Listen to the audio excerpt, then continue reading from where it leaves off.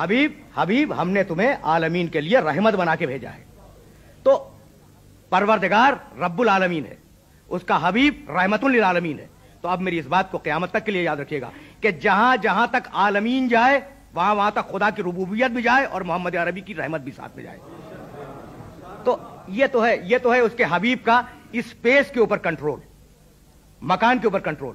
اور اب زمانے کے لیے پروردگار نے آواز دی نا, مالک یوم الدین, یعنی جہاں جہاں تک زمانہ جائے اس کی مالکیت ہے. میں اپنے حبیب کے لیے آواز دی, فکیفا اذا جئنا من کل امت بشہید وجئنا بک علی ہؤلاء شہیدا. حبیب قیامت کے دن ہم سارے انسانوں پر گواہ بنا کے لائیں گے.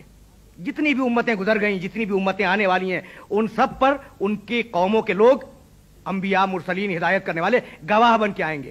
وجئنا بک علی ہؤلاء شہیدا, اور حبیب ان سب کے اوپر تجھے گواہ بنائیں گے. تو پیغمبر اکرم کے لیے بھی ماضی, حال اور مستقبل تین الگ الگ اشیاء نہیں ہے, بلکہ ایک ہی شے ہے جس کا نام ہے زمانہ, اور وہ ایک نگاہ میں پیغمبر کے سامنے ہے, وہ ماضی ہو, وہ حال ہو, یا وہ مستقبل ہو. تو اپنی ربوبیت کا اعلان کیا, رحمانیت اور رحیمیت کا اعلان کیا, اس کے بعد مالکیت کا اعلان کیا, اور مالکیت کے اعلان کے بعد بے اختیار آواز دی بندوں کو کہ تم اس طریقے سے کہو, ایاک نعبد, پروردگار ہم فقط اور فقط تیری عبادت کرتے ہیں, و ایاک نستعین, اور پروردگار ہم فقط اور فقط تجھ سے مدد طلب کرتے ہیں. یہ فقط اور فقط کا لفظ میں نے کہاں سے اضافہ کیا؟ ایاک. اگر جملہ ہوتا نعبدو کا, پروردگار ہم تیری عبادت کرتے ہیں, تو اس میں فقط نہیں تھا, تیری عبادت کرتے ہیں. لیکن اگر اسی جملے کو بدل دیا جائے ایاک نعبدو, تو اس کا ترجمہ ہوگا فقط اور فقط تیری عبادت کرتے ہیں. اور ایاک نستعین, ہم فقط اور فقط تجھی سے مدد چاہتے ہیں, کسی اور سے مدد نہیں چاہتے. اب عجیب و غریب بات یہ ہے کہ ان دو جملوں کے فوراً بعد پروردگار نے انسانیت کو ایک دعا سکھلائی, اہدنا الصراط المستقیم, ہماری ہدایت کا پروردگار سیدھے راستے کی طرف. یہی ہے نا. تو اب ذرا آپ تصور فرمائیں کہ اس سورہ حمد میں انسانیت کو دعا کا کیا سلیقہ بتلایا گیا. دیکھیے عرفا نے لکھا ہے, بڑے پہنچے ہوئے لوگوں نے, عرفا سے مراد جو واقع ڈوبے ہوئے ہیں علوم قرآن کے اندر, انہوں نے لکھا کہ قرآن میں دعا ہے اہدنا, ہماری ہدایت کر, اور اس کے فوراً بعد جو سورہ ہے اس میں ہے بسم اللہ الرحمن الرحیم, الف لام میم, ذالک الکتاب لا ریب فیہ ھدی للمتقین. یہ کتاب ہے, اس میں کوئی شبہ نہیں ہے, اور یہ متقین کے لیے ہدایت ہے.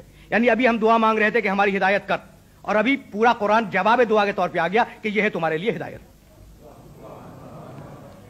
تو یعنی یہ جو دعا ہم نے مانگی اہدنا الصراط المستقیم, یہ اگر فوراً قبول نہ ہوتی تو ھدی للمتقین فوراً بعد نہ ہوتا نا. فوراً اگر قبول نہ ہوتی تو سورہ حمد ہے دعا, سورہ حمد ہے دعا, اور پورا قرآن اس کے علاوہ جو ہے وہ ہے جواب دعا کہ ہم نے تمہاری دعا قبول کی اور یہ ہے ھدی للمتقین. اچھا, تو اب سورہ حمد دعا ہے, تو اب دعا کے آداب کیا بتلائے اس پورے سورے میں, ایک سرسری جائزہ, اور دعا کے شرائط اور اصول کیا طے کیے پروردگار نے. شروع ہوا سہارا اللہ کے نام کا جو رحمان اور رحیم ہے. ساری تعریفیں سزاوار ہیں اس اللہ کے لیے جو عالمین کا پالنے والا ہے, وہ رحمان بھی ہے, وہ رحیم بھی ہے. تعریفیں ہو رہی ہیں نا. مالک یوم الدین, وہ قیامت کے دن کا مالک ہے. یہاں تک تعریف حمد و ثنا پروردگار عالم کی, اور اس کے بعد اپنی وفاداری کا اعلان, ایاک نعبد, پروردگار ہم فقط تیری عبادت کرتے ہیں, و ایاک نستعین, اور پروردگار ہم فقط تجھ سے مدد مانگتے ہیں.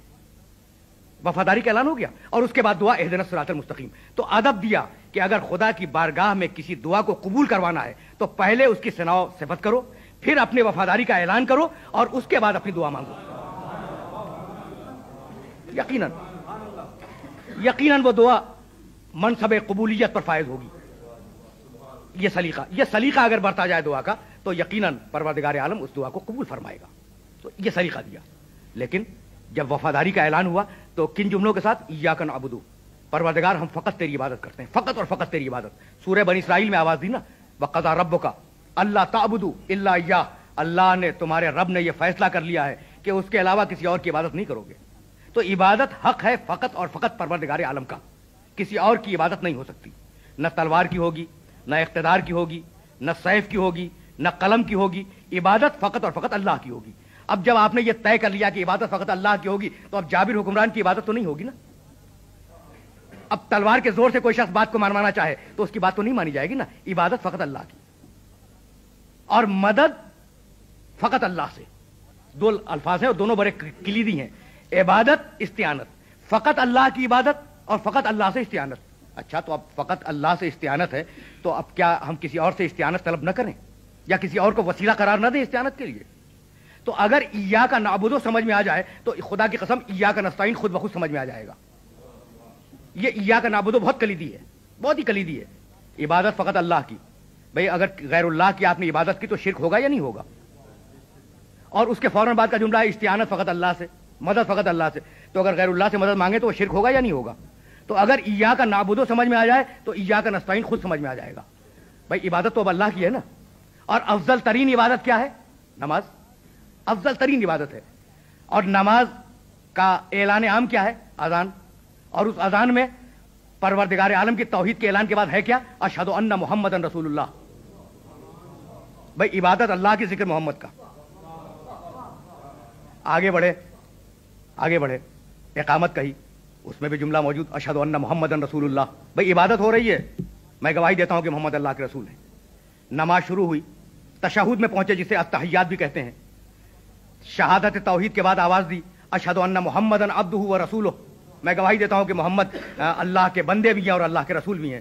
اور اس کے بعد فوراً درود پڑھی، اللہم صلی علی محمد و آل محمد، یا کسی اور جملے میں درود ادا کی۔ بھئی ذکر محمد مسلسل آ رہا ہے نا، اور ابھی بات گفتگو تمام نہیں ہوئی، بات ختم نہیں ہوئی، بے اختیار آواز دی السلام علیک ایھا النبی ورحمۃ اللہ وبرکاتہ۔